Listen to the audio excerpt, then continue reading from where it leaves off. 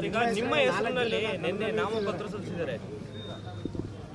CN Manjunath ಮೂರ್ನಾಲ್ಕು ಮಂಜುನಾಥ್ಗಳ ಹೆಸರುಗಳು ಬಂದಿದೆ. ಅಲ್ಲ, ಇವೆಲ್ಲ ಬಹಳ ಹಿಂದಿನ ದಿನದಿಂದನೇ ಬಂದಿರತಕ್ಕಂಥ ಈ ತಂತ್ರಗಳು. ನಾನು ಇನ್ನೊಂದು ಹೇಳಕ್ಕೆ ಹೋಗಲ್ಲ, ತಂತ್ರ ಅಂತಲೇ ಹೇಳ್ತೀನಿ.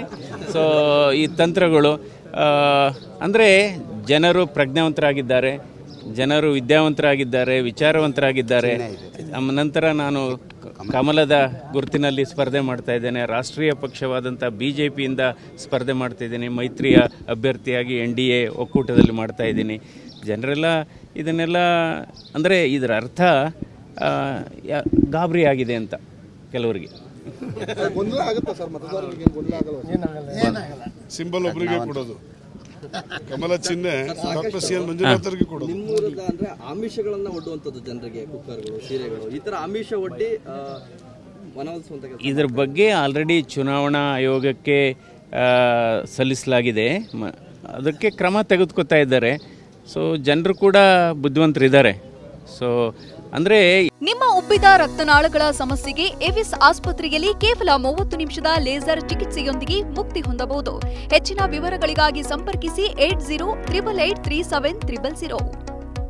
ಇದರೆಲ್ಲ ಅಂದರೆ ಚುನಾವಣೆ 26ಕ್ಕೆ ಬರ್ತಾ ಇದೆ ಅಂದ್ಬಿಟ್ಟು ಇದು ಜನರಿಗೆ ಜಾಗೃತಿಗೊಳಿಸುವಂಥದ್ದು. ಇದೆಲ್ಲ ಇದು ಮಾಡ್ತಾ ಇದ್ರೆ 26ಕ್ಕೂ ಚುನಾವಣೆ ಇದೆ, ನಾವು ಮಂಜುನಾಥ್ ಅವ್ರಿಗೆ ಓಟ್ ಹಾಕಬೇಕು ಅನ್ನುವ ಒಂದು ಸೆನ್ಸಿಟೈಸ್ ಆಗ್ತಾ ಇದೆ. ಸರ್, ಅಂದ್ರೆ ಈ ಕ್ಷೇತ್ರ ಲೋಕಸಭಾ ಕ್ಷೇತ್ರ ಅರ್ತ್ಕೊಳ್ಳೋಕ್ಕೆ 10 ವರ್ಷಗಳು ಬೇಕು. ಮಂಜುನಾಥ್ ಅವ್ರಿಗೆ ಎಲ್ಲ ಗೊತ್ತಾಗುತ್ತಾ ಅಂತ ಪ್ರಶ್ನೆ ಮಾಡ್ತಿದ್ರು. ನೀವು ಕಳೆದ ಒಂದು 15 ದಿನಗಳಿಂದ ಸುತ್ತಾಟ ನಡೆಸಿದ್ರಿ, ಜನಗಳನ್ನ ನೋಡಿದ್ರಿ, ಅಮಿತ್ ಶಾ ಅವರ ರ್ಯಾಲಿಯಲ್ಲೂ ಕೂಡ ಜನ ನೋಡಿದ್ರಿ. ಏನು ಅನ್ಸುತ್ತೆ? ಇವಾಗ ಕಳೆದ ಚುನಾವಣೆ ಏನಾಗಿದೆ, ಇಲ್ಲೇ ಕಳೆದ ಚುನಾವಣೆಯ ಅಭ್ಯರ್ಥಿ ಇದ್ದಾರೆ, ಅಶ್ವಥ್ ನಾರಾಯಣ ಅವರಿದ್ದಾರೆ. ಆ ಸಂದರ್ಭದಲ್ಲಿ ಏನಾಗಿತ್ತು, ಕಾಂಗ್ರೆಸ್ಸು JDS ಒಟ್ಟಾಗಿತ್ತು.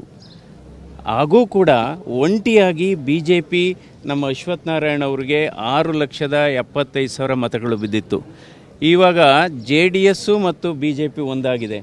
ಸೊ ನಾವು ಗಣಿತ ಲೆಕ್ಕ ಹಾಕಕ್ಕೆ ಹೋದರೆ, ಚುನಾವಣೆಯ ಗಣಿತ ಲೆಕ್ಕ ಹಾಕಕ್ಕೆ ಹೋದರೆ ನಾವು ಬಹಳ ಮುಂದಿದ್ದೀವಿ. ಮೈತ್ರಿ ಪಾಸ್ ಆಗುತ್ತೆ ಸರ್? ಎರಡು ಪಕ್ಷಗಳನ್ನ ಜೊತೆ ತಗೊಂಡು ಹೋಗುವಂತ ದೊಡ್ಡ ಜವಾಬ್ದಾರಿ ಇದೆ ನಿಮ್ಮ ಮೇಲೆ.